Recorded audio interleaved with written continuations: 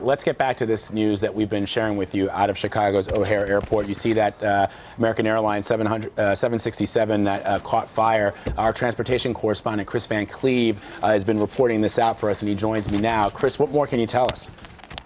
Well, Vlad, this was American Airlines Flight 383 at the Boeing 767-300, was bound for Miami. American says there were 161 passengers and 9 crew on board. All have evacuated safely. There are no reports of injuries. They're about to be bussed back to the terminal. The FAA has put out a statement indicating that the cause of this may have been a blown tire about 2:35 Chicago time. The pilots then aborted the takeoff, which then may have led to the fire. American Airlines has not been able to confirm that as the potential cause here, but you can see that the fire appears to be on the right-hand side, to be the number 2 engine side of the airplane, with on the side of the plane of the co-pilot, if you will. But at this point, it sounds like all 170 people on board got off this aircraft without injury.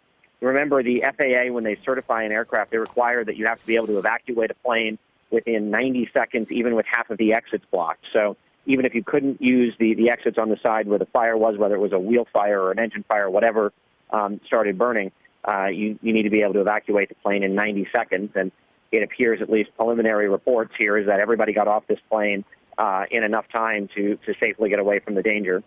And then you saw fire crews respond very quickly, as they would. This is obviously going to create some departure and arrival issues at Chicago O'Hare, as one of their runways will be out of service while this is going on.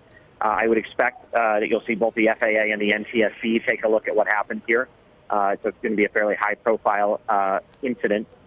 We would not call this a crash, but likely an aborted takeoff where whether it was the brakes that sparked this fire or something else that led to a fire.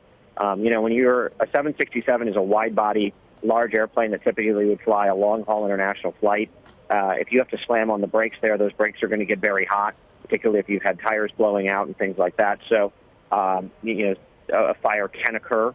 You evacuate the plane as they did. They get everybody off, and then you let the fire crews put out the fire, and you'd be grateful that everybody got off okay. And I think there are a lot of families right now very grateful for that very fact. Chris Van Cleve, our transportation correspondent, reporting for us today. Thank you, Chris. Appreciate it. Sure thing.